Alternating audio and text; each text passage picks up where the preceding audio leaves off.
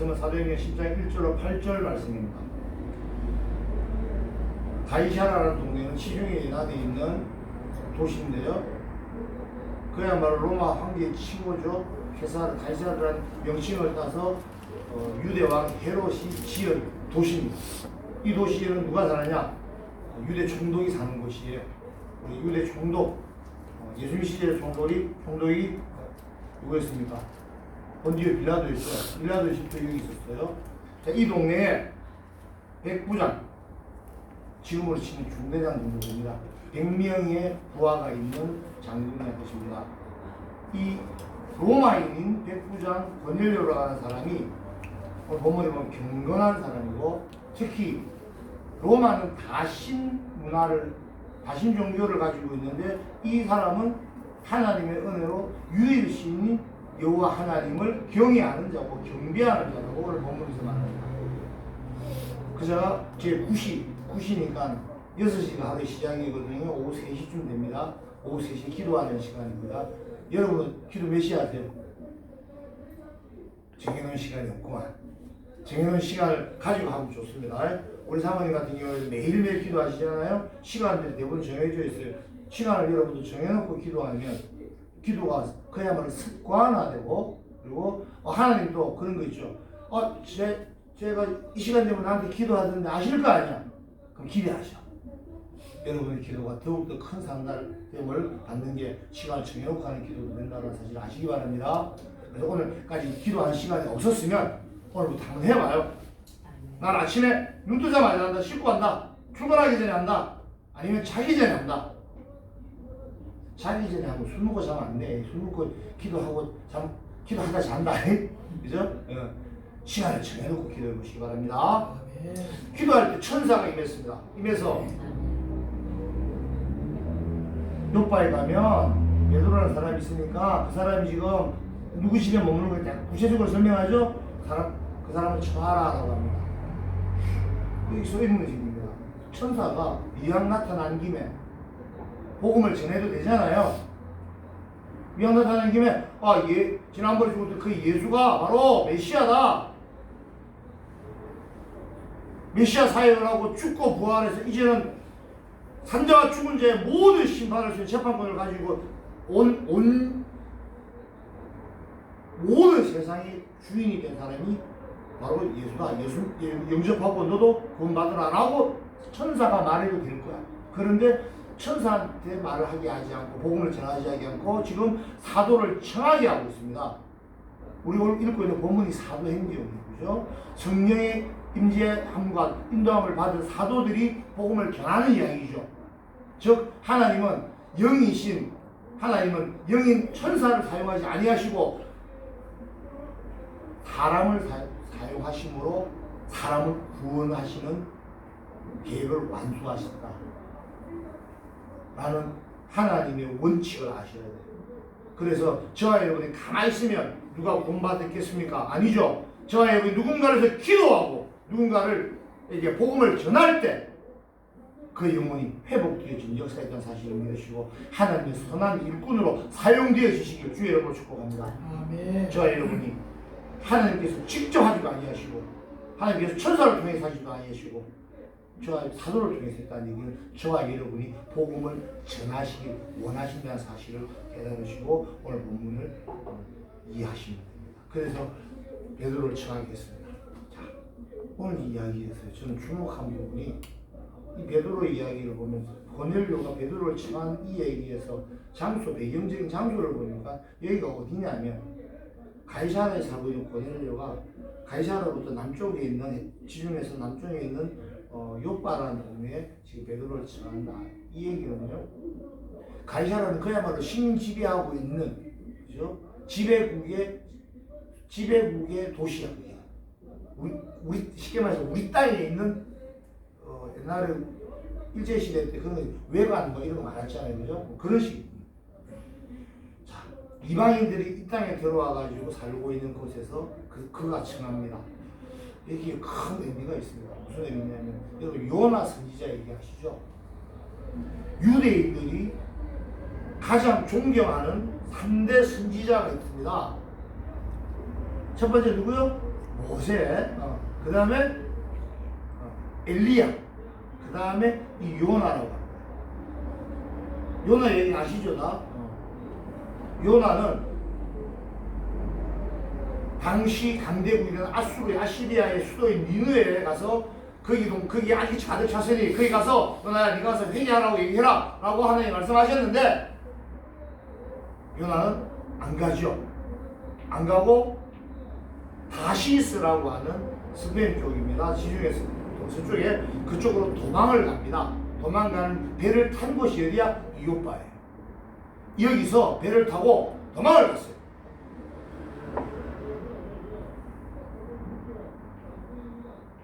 그랬더니 물을 일으키사 큰 생선의 배에서 3일 동안 있다가 다시 육지로 토해내죠. 이 3일 동안의 생선의 뱃속을 주님의 죽으시고 부활하시기에 그 시간 3일과 비유합니다. 그래서 예표로 삼죠. 자, 죽음 속에서 3일을 있다가 다시 살아난 자가 요나다. 그리고 요나는 니느웨에 가서 회개하라고 하나님의 말씀을 그때서야 순종을 합니다. 순종해도 요나는 똑바로 순종 안 한 거 아십니까? 이 니느웨는 얼마나 큰 성인지요. 성을 다 돌려면 3일 걸리는데 요나는 딱 하루만 돌아다녔어.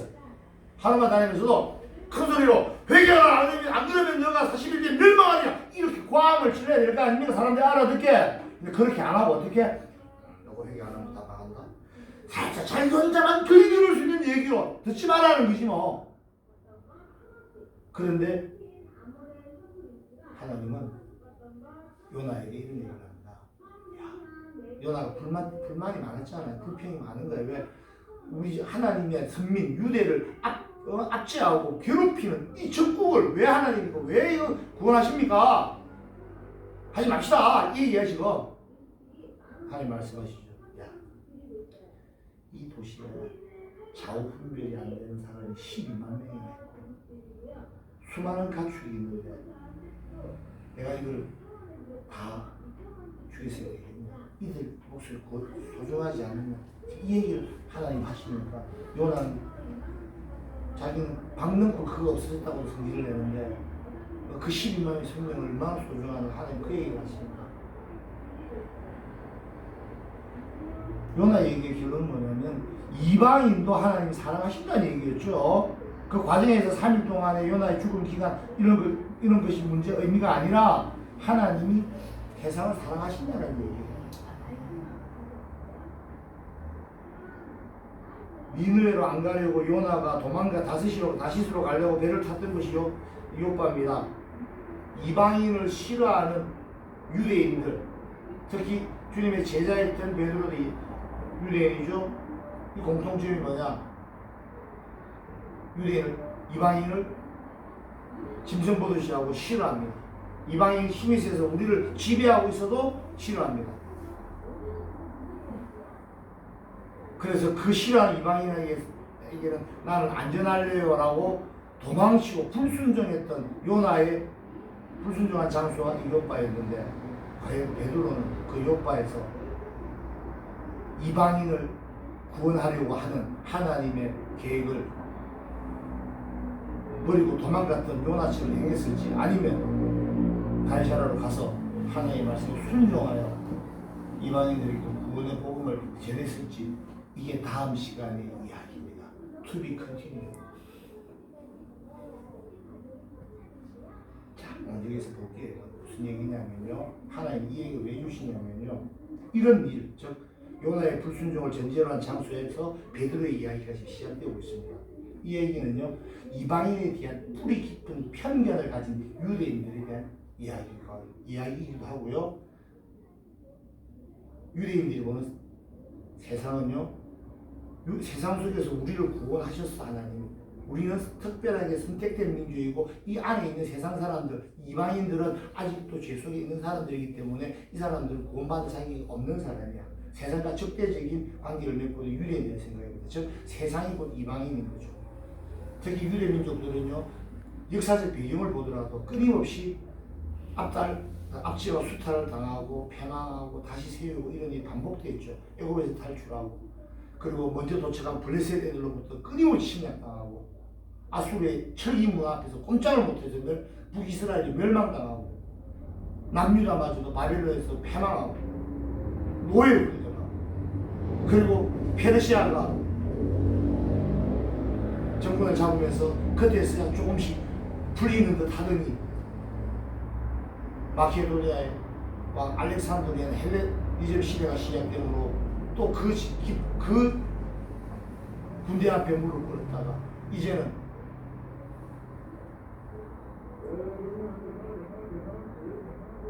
알렉산드 네 명의 장군에서 분리되어 있던 이 세계 네 개 국가 중에 로마라고 하는 강대국의 지금 식민지가 되어 있습니다. 끊임없는 수탈로 이방인들에 대한 민족적인 적대감이 있죠. 우리나라도 그렇다 그러죠. 우리나라도 그죠.